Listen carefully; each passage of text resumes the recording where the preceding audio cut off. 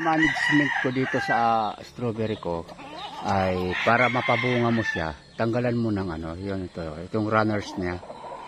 Ayan yung magiging runners. Ito yun. Ang alam ko kasing runners, humaba na parang takway Yan, eh. itong magiging runners niya yan. Ito, mapansin mo.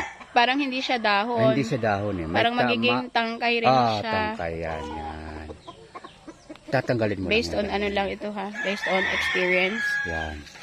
So ito yun oh. Na-realize mo na yan pala yung magiging runners. Galing ho. Yan. Tatanggalin mo lang. Yan. Malambot lang naman siyang ano yun. Kasi para rin siyang ano. Malambot pa siya pag bata. Bata pa. Pero pagka medyo ano na yan, matigas yan. Bulaklak yun no? Diba? Bulaklak yun. Yung runners na sinasabi ko, ito yun siya oh. Ang dami nito. Ito yung runners na sinasabi ko. Ito yun siya, magiging ganito kasi siya yan. Yan oh.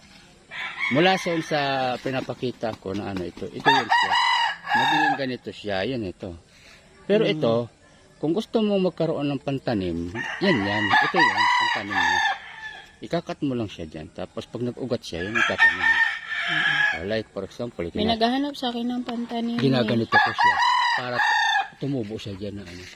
Later on na lang. Yan. Dyan siya mag-uugat. Or another bot.